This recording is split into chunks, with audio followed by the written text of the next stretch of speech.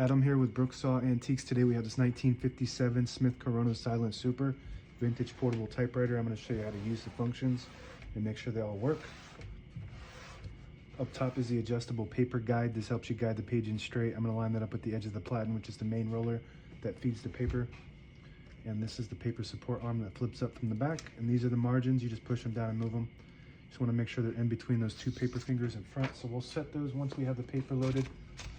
This is the paper bill that sits on top. It's got 3 adjustable rollers, and that's when you know you're dealing with a luxury Smith Corona, when you have paper bill with 3 rollers and 2 paper fingers to help support that paper. And they look good right now, so we're just going to keep them the way they are.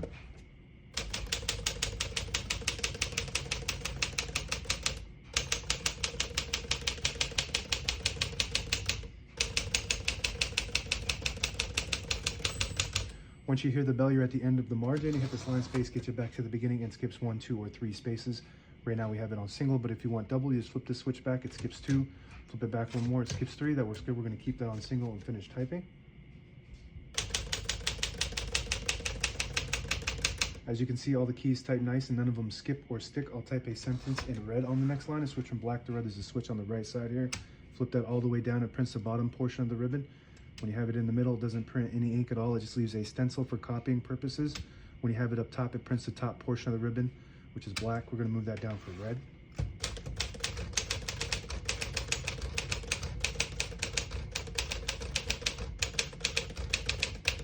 Beautiful typing machine. It's one of the best typewriters ever produced, in my opinion. It's the highest upgrade of the Smith Corona portable typewriter of this era. Print looks really good. This is a daily typer, very reliable, very sturdy, all made of metal. So this will last forever if you take care of it. To pull the page out easy, there's a switch on the right side here. You flip that forward and it unlocks the rollers. Underneath the platen, allowing you to pull the page out easier, load thicker paper like carbon copy or cardstock. We're going to flip that back so that, or else the page won't load correctly on the next page. And we're going to flip this down and put the color back to the top to print black. So when you're setting your margins, you just want to make sure they're in between these 2 paper fingers. Otherwise, for example, if you move it too close, it'll get stuck on that paper finger. And the vibrator that goes up and down can get stuck on that left one too if you have it too close. So just want to make sure that you set those in between the paper fingers. Shift on each side and a shift lock on the left. To clear that, just hit the shift button again. Backspace on the top left keyboard.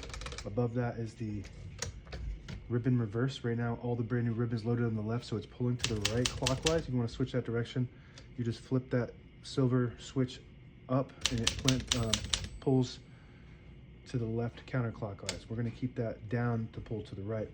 Touch control is on the top side of the keyboard here. The farther left you go, the more tension there is. It loads a spring under there, creates tension. So when you do have to hit the keys harder for them to print, but they respond faster. The lower you go, you don't have to hit the keys as hard, but they don't respond as fast. Tab button on the right side. We got tabs set on 10 space intervals, so we're going to go and clear all those real quick by hitting the CL button on each one of them. So now we don't have any set, so when you hit the tab button, it kind of just goes all the way to the end, and I always like to keep one tab set on my typewriters. Right in the middle there, so that way when you hit that tab button, it stops there instead of slamming all the way to the end, causing wear and tear on your typewriter. MR stands for margin release. When you get to the end of the margin, there's a mechanism that blocks you from printing. And if you hit that MR button, it does allow you to go all the way to the end or until you get stuck on that paper finger there. On the right side of the carriage is the carriage lock, so when you have it in the case, it doesn't bang around in there, causing damage to your escapement, which is the mechanism that allows the carriage to advance when you type. And to unlock it, you just move the carriage to the right. Carriage release behind each knob here.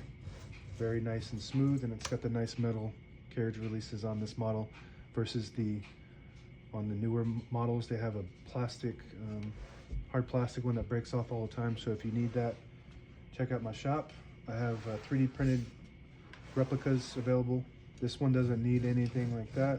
It's just good to go forever with these metal ones. If you pull out this little lever on the end of the knob, it disables the spacing so you can get to an exact spot on the page. You push it in, you get those clicks. Each one of those clicks is 1 space, And the same concept with this lever on the inside here. You push it down, it disables the spacing. You push it up, you get the clicks. And the page gauge, which is on a lot of these Smith Coronas, is how you gauge when you're getting to the end of the page. So you want to load the page right there, right below the 11. And then once you start getting close to the bottom of the page, it'll warn you on the left, it says end. So that's 2 inches left, 1.5 inches, and then 1 inch, and then that's the end. And that's it. Now available on eBay or Etsy. Search Brooksaw Antiques.